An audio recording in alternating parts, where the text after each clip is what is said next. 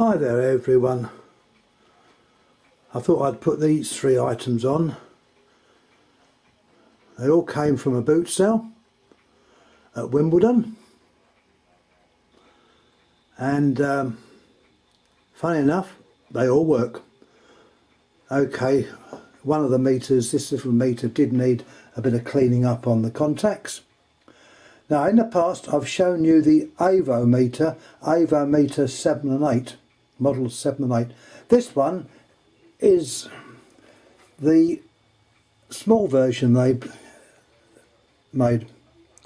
It's a multi-minor. It's a multi-minor meter. Avo. Your selection switch or knob that you can turn around. The little knob at the top there is for your zeroing the ohm scale. The little screw in the front here, that is to get the pointer on the 0 position. Normally these work flat, so this one's okay, but by moving that little screw either way you can move that pointer up a little bit or down a bit. The idea is to get it exactly on the 0.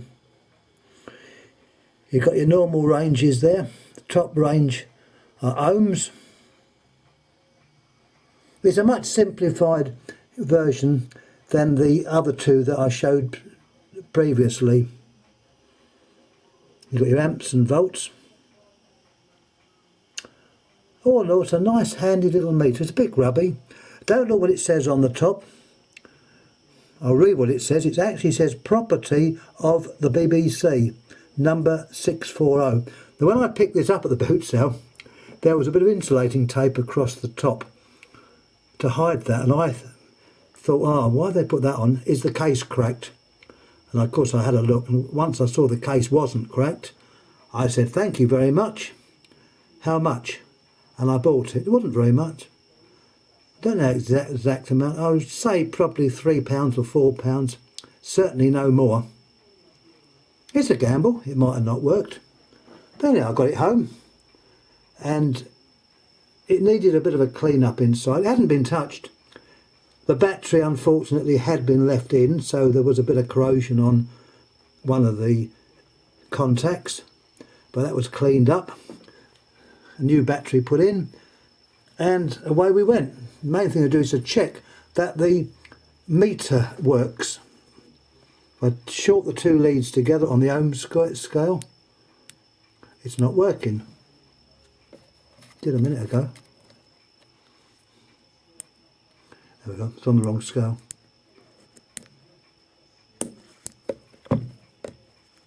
There she goes.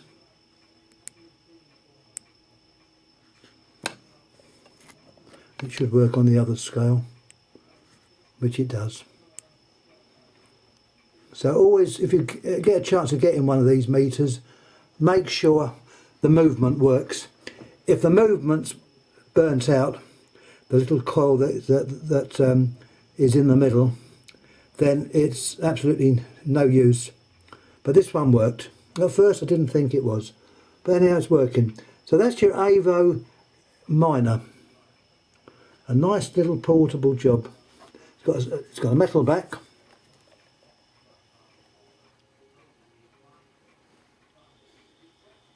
It's screwed at the side.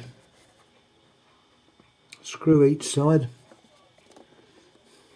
The age of this I would say is probably 60s. I know I was bought one of these many years ago. They had a nice leather case which they would fit in.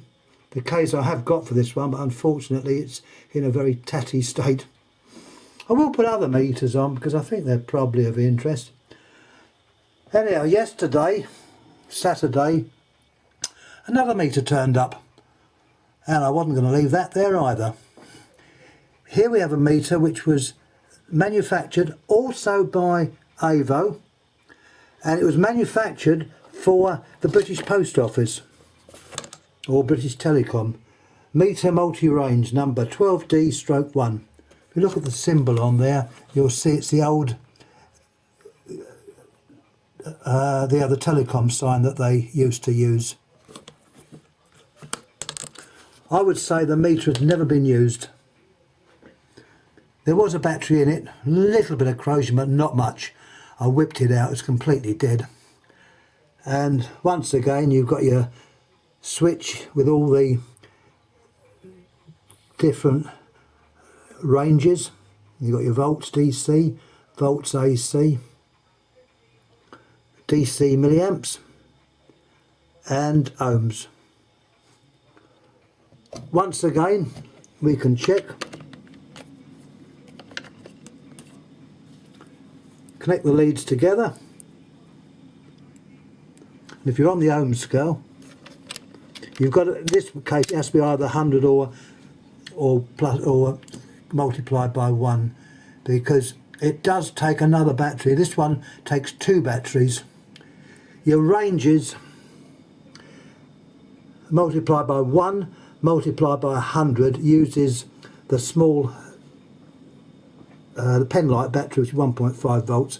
The other range, 10k, uses a totally different battery, which I haven't got and I haven't popped it in because I haven't got it. There's your zero control again, which controls the other pointer, so you get a full scale deflection. If you're testing on ohms, what you do, you short the leads together, make sure you show a full scale deflection, then any reading in the range will indicate ohms. You've also got a safety feature there, dangerous voltage preset. This little neon, I understand, lights up if the fuse blows. It's got a fuse in it as well, so if the fuse blows, that light comes up. So it's pretty foolproof. Anyhow, all in all, a nice little meter made by Avo, and it's in a lovely case, real leather. Look at the quality of that. And it was made over here, not made in China. Genuine British made meter. Anyhow, thanks for looking at that. My last item for this little bit is a lantern. Funny enough, if I ever see lanterns at boot sales and they're sensible price, I normally buy them. I love stripping them down, see what's gone wrong with them, fix them if I can. Can't always, but in a lot of cases I can, but not all. This one turned up, the bloke said, or the man said at the boot sale, oh, I haven't got a battery for it. He wanted, I believe, £10. I said, oh no, batteries, very hard to get a hold of batteries, particularly 15 volt, not batteries, transformers, which you'd plug in, very different. I said, I'll give you a £5, and he agreed. So I said, thank you very much, took it home. Needless to say, the battery inside the accumulator, secondary cell, which I've got here, was completely dead. I haven't tried to bring this up. I will try, but I don't think it's going to. You can sometimes bring these up. If you have to buy these, they are very, very expensive because they're full of lead. They weigh a ton. There we go. It's 12 volt, 12 ampere hours at the 20-hour rate. It's a sealed battery, so they'll work any way round. But they should be open to the air while you're charging them. And a tip here is, if you're trying to bring one of these up that's may have had it, I tend to use a higher voltage but watching the actual current going into it. So you may end up with pushing about 50 volts in it, but you've got to make sure the current's low. And another tip is to stand it in a pot of cold water or ice water. That will prevent it overheating. Sometimes it works, sometimes it don't. Anyhow, that was the old battery. I just happened to have one of those indoors. The lead, I hadn't, well, the lead that came with it I hadn't got because it wasn't there. It just plugs in the side, it's got a little plug in the side. 15 volt, and what I use is a transformer that goes to the old cigar lighter type thingy. This is rated at 230 volt input, output 12 volts at 1000 milliamps, so it's 1 amp out, which is quite good. 12 watt, VA means watts, volts amp. It was nice because the centre contact was exactly right. And they're normally this way around anyhow. Made in Taiwan.